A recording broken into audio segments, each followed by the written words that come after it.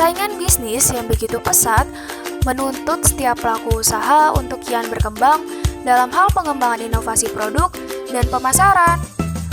Perkembangan teknologi digital dewasa ini pun tak ayal membuat model pemasaran digital menjadi salah satu media utama yang digunakan. Sebelum melangkah lebih jauh, sebenarnya apa sih yang dimaksud dengan pemasaran?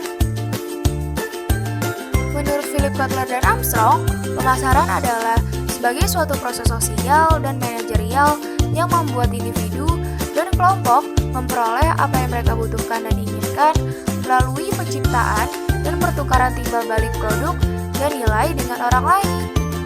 Sedangkan untuk pemasaran digital sendiri merupakan aktivitas promosi baik untuk sebuah brand ataupun produk menggunakan media elektronik atau digital.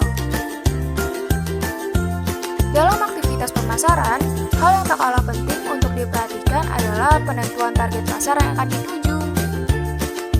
Penentuan target pasar ini akan mempengaruhi keputusan pelaku usaha terkait dengan kemanakah mereka akan menjual produknya dan branding seperti apa yang kemudian akan ditawarkan kepada konsumen. Tren mengenai pemenuhan produk pangan yang saat ini banyak diperbincangkan adalah mengenai produk pertanian sehat.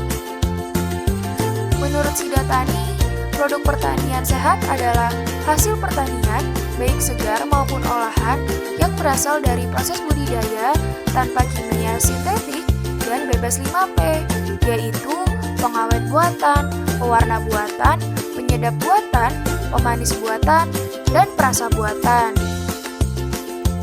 Oleh karena itu, tren konsumsi produk pertanian sehat ini harus segera direspon dengan baik oleh petani di desa, karena peran desa sebagai penyangga kehidupan kota adalah mutlak.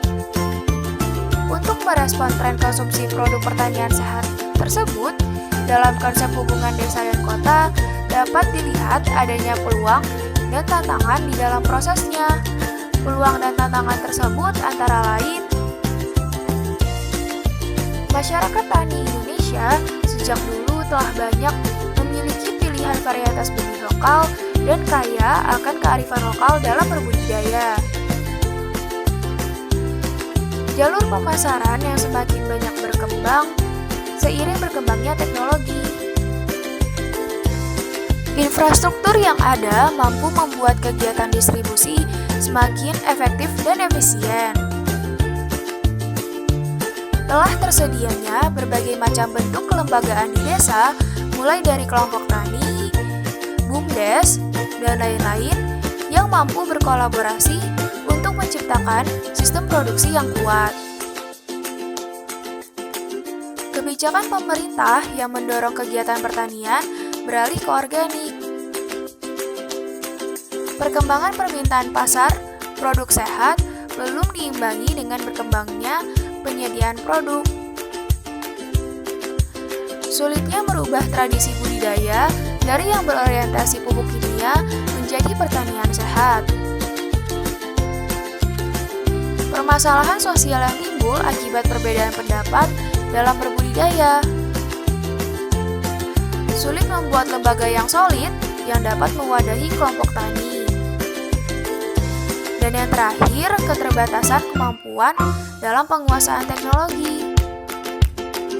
Oleh sebab itu, bagaimana sistem distribusi atau rantai pasok yang efektif untuk menyalurkan produk dengan tepat sasaran kepada konsumen?